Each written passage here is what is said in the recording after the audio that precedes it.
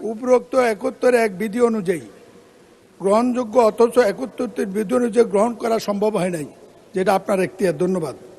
গুরুত্ব অনুযায়ী শুধুমাত্র সেইগুলি প্রশ্ন প্রত্যেক পণ্ডিতদাসা বিধির বিধান মধ্যে 2 মিনিট করে বক্তব্য রাখতে পারবেন, যেটা আপনি এখন করছেন।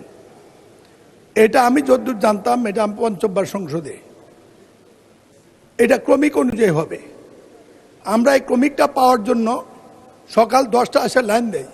মাননীয় স্পিকার, কি বিড়ম্বনা, এটা উপলব্ধি করার সুযোগ আপনার হয়েছে কিনা জানি না। আমার সিরিয়াল অনুযায়ী আমার বক্তব্য রাখার কথা। আমি যতদূর জানি, আমি জানতে চাই আমার নাম আছে, আমার সিরিয়াল কত, আমাকে ডাকেন নাই কেন? আপনার নাম আছে সিরিয়াল 16। আমি যতটুকু অফিস থেকে জানতে পেরেছি, যারা প্রথমবার দেন তাদেরটা একটু আগে যায়, যারা দ্বিতীয়বার, আপনি আজকে আগেও একবার বোধহয় দিয়েছিলেন, সেই জন্যই সিরিয়ালটা আপনার সিরিয়াল হচ্ছে 16।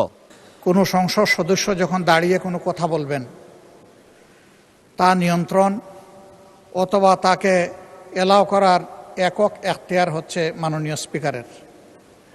সেই জায়গায় আজকে লক্ষ্য করলাম যে একজন স্বতন্ত্র সংসদ সদস্য তিনি যখন কথা বলছিলেন, দুঃখজনকভাবে ট্রেজারি বেঞ্চ থেকে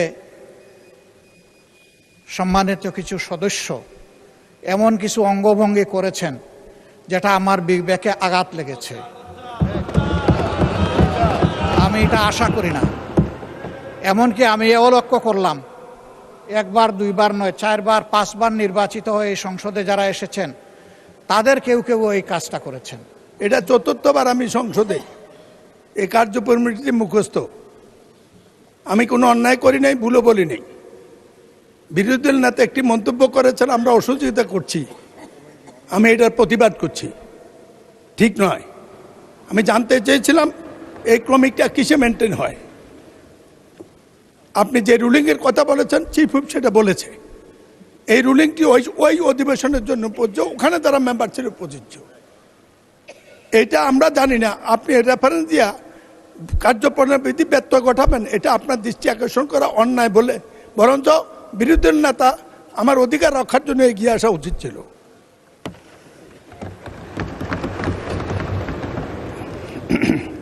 মাননীয় স্পিকার, আমি এই নোটিশটি 7 বার দিয়েছি। আমার এলাকার প্রসঙ্গ, আমার ব্যক্তিগত কিছু নয়, সেখানেও জামাত আছে।